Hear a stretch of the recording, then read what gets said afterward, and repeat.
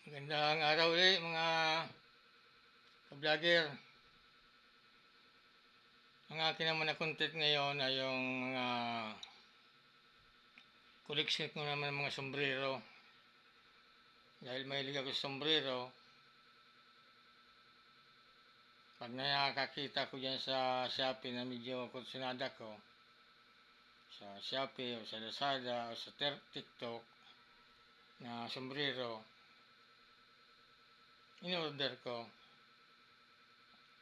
Ngayon, sa tinagal-tagal ng aking pag-koleksyon ng mga sombrero, siguro may 30 ng sombrero ang naipon ko. Papakita sa inyo kung anong mga klaseng sombrero ito. Marami pa akong kukoleksyonin, kaya lang wala na akong sabitan, punong-puno na. Ito siya. Ayan. Yan ang mga sombrero ko. Yan.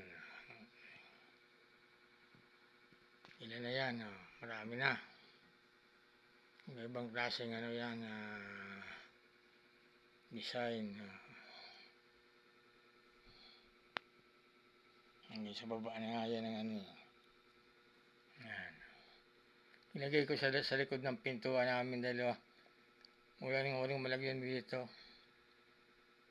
Yan yung mga sombrero ko, siguro may 30 na siya. Araw-araw pag babiyaya ako, pumipili lang yan kung anong isusot kong sombrero. Dahil mahilig nga ako dyan, dumami. Kaya kung kayo mahilig din sa sombrero, maglagay kayo ng pasadyang lalagyan nyo dyan sa bahay niya, may sabitan. Dahil ang mga sombrero ko, bumili talaga ako ng yung parang yung kabitan, ko talaga sa pintuan. Yung parang question mark na sabitan.